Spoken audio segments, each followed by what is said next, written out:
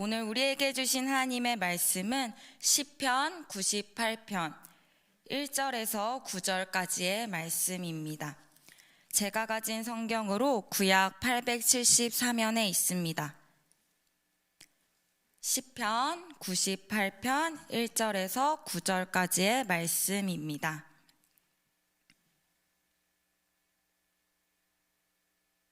저와 여러분이 한 절씩 교독하여 읽고 마지막 절은 같이 읽도록 하겠습니다.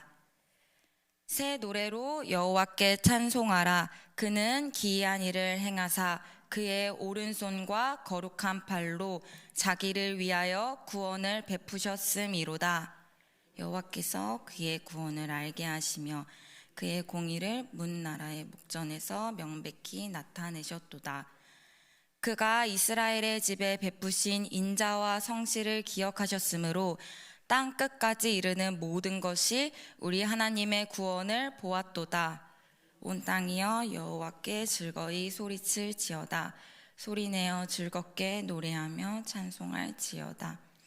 수금으로 여호와를 노래하라. 수금과 음성으로 노래할지어다. 나팔과 호각소리로 왕이신 여호와 앞에 즐겁게 소리칠지어다. 바다와 거기 충만한 것과 세계와 그 중에 거주하는 자는 다 외칠지어다. 여호와 앞에서 큰 물은 박수할지어다. 산악이 함께 즐겁게 노래할지어다. 함께 읽겠습니다. 그가 땅을 심판하러 임하실 것이미로다. 그가 의로 세계를 판단하시며 공평으로 그의 백성을 심판하시리로다. 아멘. 네, 샬롬. 제가 몇 주 전부터 소년부 친구들과 함께 설교 시작 때 인사하고 있는 인사말입니다.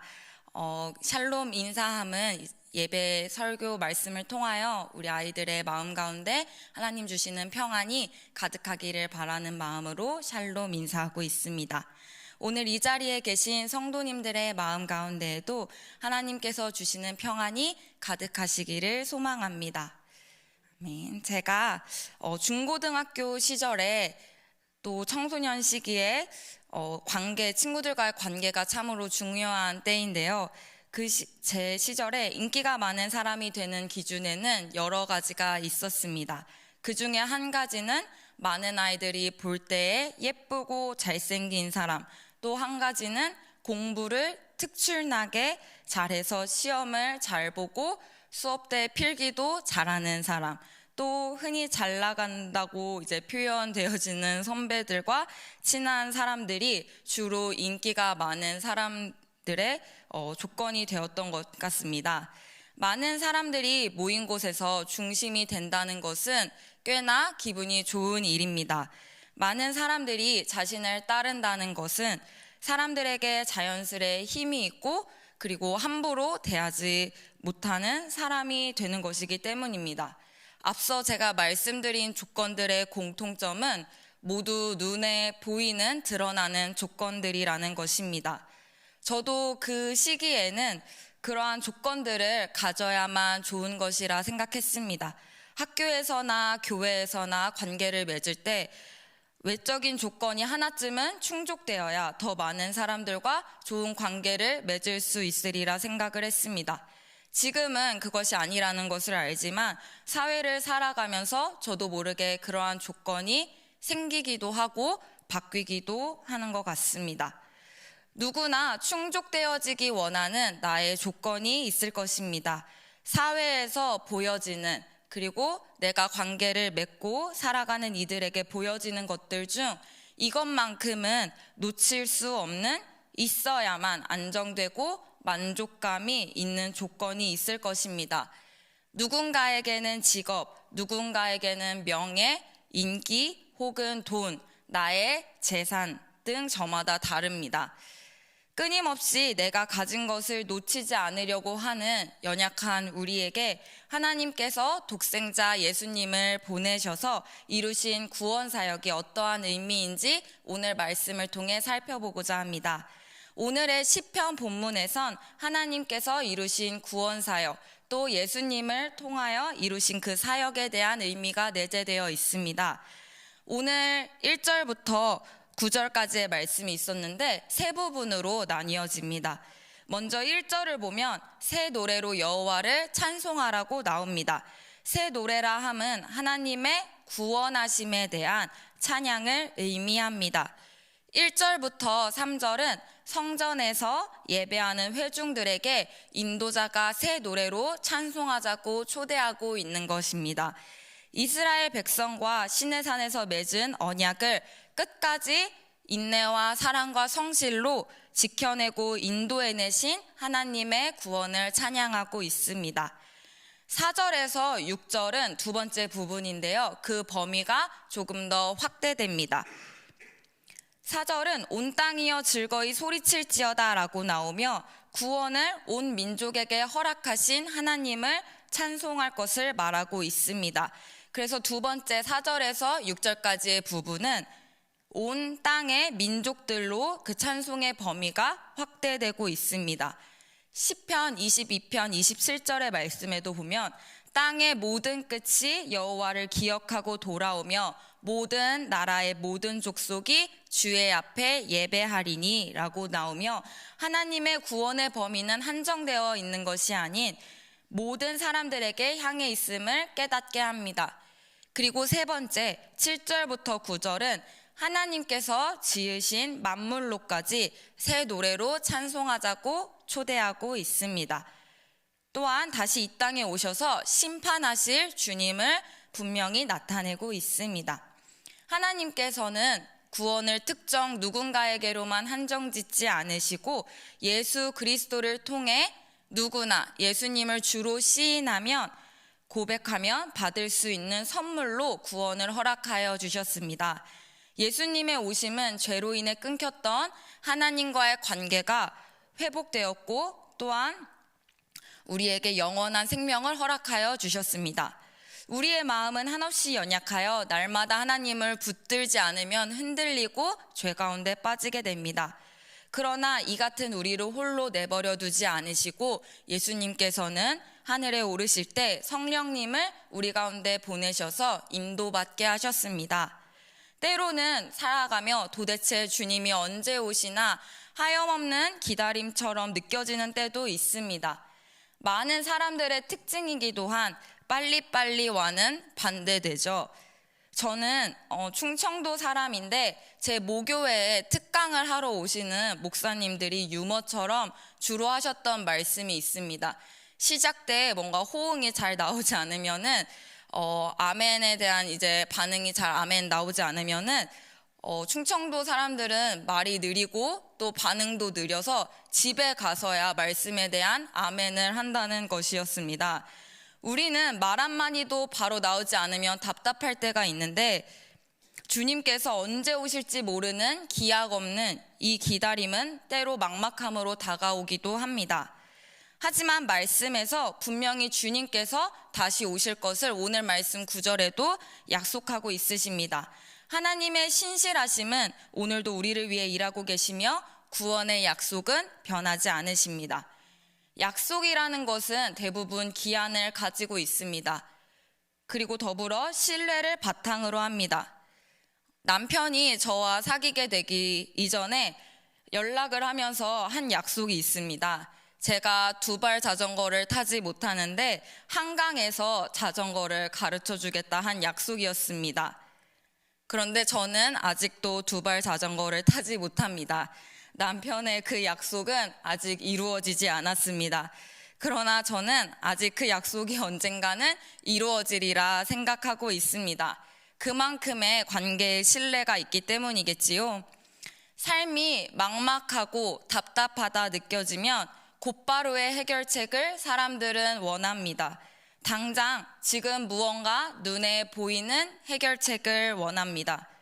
말씀에서 나타내신 하나님의 구원의 약속, 예수님께서 이 땅에 오신과 그리고 다시 오셔서 그 나라를 이루신다 하신 구원의 약속이 나의 삶 가운데 막막하고 답답하게 느껴진다면 내가 얼마나 하나님을 신뢰하고 있는가 돌아보아야 합니다.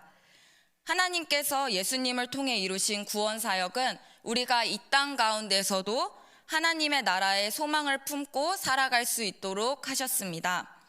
나를 짓누르고 무겁게 만드는 상황 속에서도 담대한 믿음으로 일어나게 하셨습니다.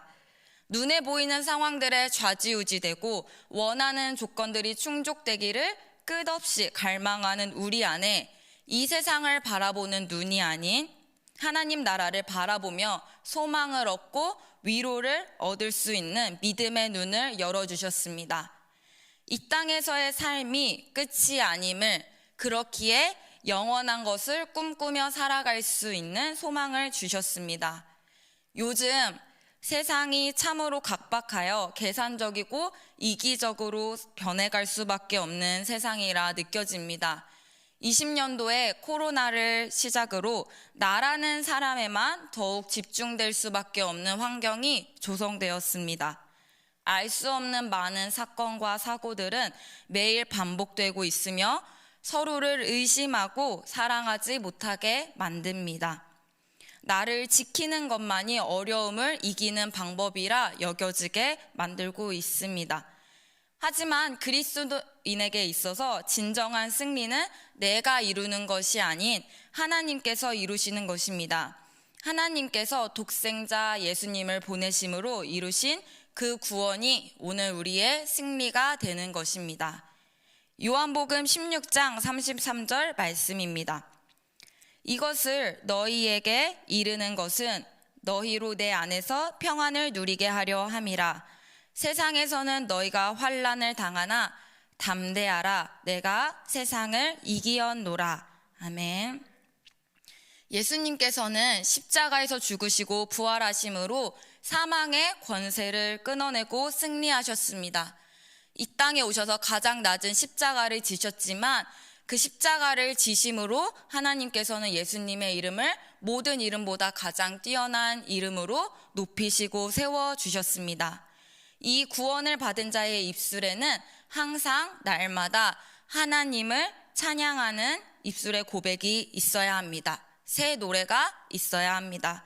구원의 기쁨을 허락하여 달라고 무뎌진 우리의 마음을 깨뜨려 주시고 날마다 감사와 감동으로 고백할 수 있는 마음을 구해야 합니다. 얼마 전에는 성탄절을 보냈는데 성탄의 의미를 통한 구원의 약속을 생각해 보게 되었습니다.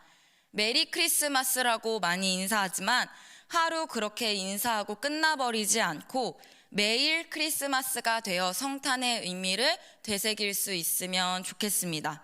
제일 좋은 어떤 날을 보내고 나면 자기 전에 이런 생각이 듭니다. 매일 오늘만 같아라, 이런 생각이 듭니다. 성탄절도 그러한 날로 우리 삶에 있기를 소망합니다. 연약하여 무너지고 깨질 수밖에 없는 삶에 든든한 버팀목이 되어주시고 끝내 주님의 나라를 이루실 그 약속을 기억해야 합니다. 한 해가 얼마 남지 않았습니다. 내일이면은 한 해의 마지막 날이고 송구영신 예배도 드립니다. 한 해를 보내는 이때에 아쉬움이 참으로 많습니다. 더 이루지 못한 것들, 잘 해내지 못한 일들, 사람과의 관계에서 놓쳐버린 것도 정말 너무나도 많다 생각되는 때가 아닌가 싶습니다. 지나간 것에 후회하기보다 집중해야 할 것은 오늘 주신 하루를 어떻게 살아낼 것인가입니다. 이미 지나간 것은 돌릴 수 없으며 또 내일 일도 말씀에선 염려하지 말라. 그날의 괴로움은 그날로 족하다. 우리에게 말씀해주고 계십니다. 주신 오늘을 살아갈 때 구원의 약속을 되새기며 믿음을 새롭게 함이 필요합니다. 밖에 나가기 전 세수도 하고 양치도 하고 몸을 단장하고 다시 깨끗이 하듯 말이죠. 어제 양치했다고 아침에 한번 양치했다고 그날 양치를 하지 않는 게 아니듯이 믿음 또한 날마다 새롭게 되어야 하는 것입니다. 고린도후서 4장 16절에서 18절도 이 같은 말씀을 우리에게 전하고 있습니다. 그러므로 우리가 낙심하지 아니하노니 우리의 겉사람은 낡아지나 우리의 속사람은 날로 새로워지도다. 우리가 잠시 받는 환난에 경한 것이 지극히 크고 영원한 영광에 중한 것을 우리에게 이루게 함이니 우리가 주목하는 것은 보이는 것이 아니요 보이지 않는 것이니 보이는 것은 잠깐이요 보이지 않는 것은 영원함이라. 아멘. 하나님의 구원은 영원한 나라를 알게 하셨습니다. 삶 속에 찾아온 환난을 나의 힘으로는 다 헤쳐갈 수 없지만 이미 세상을 이기신 예수 그리스도를 의지함으로 넉넉히 이겨낼 수 있습니다. 바울이 이와 같은 말씀을 기록하면서 담대히 하나님의 말씀을 전할 수 있음은, 방금 그렇게 고린도후서와 같은 고백을 기록할 수 있었음은, 그리고 이전에 핍박하던 예수님이 자신의 주인 되심을 인정하며 감옥에 갇혔을 때에도 기뻐할 수 있었음은 영원한 나라를 바라보았기 때문입니다. 그 길을 여신 예수님이 누구이신지를 진정으로 깨닫게 되었기 때문입니다. 예수님을 만나고 변화된 바울의 입술에는 이전과 다른 고백이 있었습니다. 만나기 전에는 예수님을 믿는 사람들을 핍박하고 비난하고 괴롭히는 말들이 있었지만, 변화된 후에는 예수님을 담대히 전하고 그 나라를 전파하는 새로운 고백이 있었으며 하나님을 찬양함이 그의 입술에 있었습니다. 또한 저희가 오랫동안 큐티 말씀을 통해 보았던 욥기에 나온 욥도 그러합니다. 오랜 시간에 고난을 통하여서 힘듦과 어려움에 입술에 말들이 있었지만 진정으로 그 고난들을 하나님과 이겨낸 후에는 이제 귀로만 들었던 주님을 눈으로 보았다 고백함이 입술 가운데 있었습니다. 올 한 해를 보내며 어떠한 말들을 가장 많이 하셨나요? 내 입술에 어떠한 말들이 가장 많이 있었는지 생각해보면 내 마음이 어디를 향하고 있었는가를 깨닫게 됩니다. 담대하라, 내가 세상을 이기었노라 하신 주님의 구원의 약속을 기억하며 매일 날마다 믿음의 새 노래로 하나님을 찬양하며 나아갈 수 있기를 원합니다. 하나님을 신뢰함이 어떤 상황에서도 환난에서도 흔들리지 않고 굳건할 수 있기를 소망합니다. 그리하여 상황에 눌려지는 것이 아니라 상황 너머에 일하시는 크신 하나님을 바라볼 수 있기를 소망합니다. 예수님께서 언제 오실지 우리는 알지 못합니다. 그렇지만 항상 준비된 자가 되어 예수님의 오심을 맞이할 수 있는 모든 일산 충신교회 성도님들 한 분 한 분 되시기를 주님의 이름으로 축복합니다. 아멘. 함께 기도하시겠습니다. 살아계신 하나님, 오늘도 새로운 하루를 허락하시고 살아가게 하심을 감사합니다. 하나님의 구원의 약속을 바쁘고 분주한 삶 가운데 잊어버리고 살 때가 많았습니다. 믿음의 눈을 들어 하나님을 바라보며 우리의 마음이 하나님 나라의 소망을 품고 살아갈 수 있도록 붙들어 주시옵소서. 연약한 우리를 홀로 두지 않으시고 친히 이 땅에 낮아지심으로 찾아오신 예수님의 사랑을 날마다 기억하며 감격으로 고백하게 하여 주시옵소서. 환난 중에 있다면 영원한 주님의 나라가 위로가 되어 힘을 얻고 살아갈 수 있도록 동행하여 주시옵소서. 살아계셔서 지금도 함께 하시는 예수 그리스도의 이름으로 기도합니다. 아멘.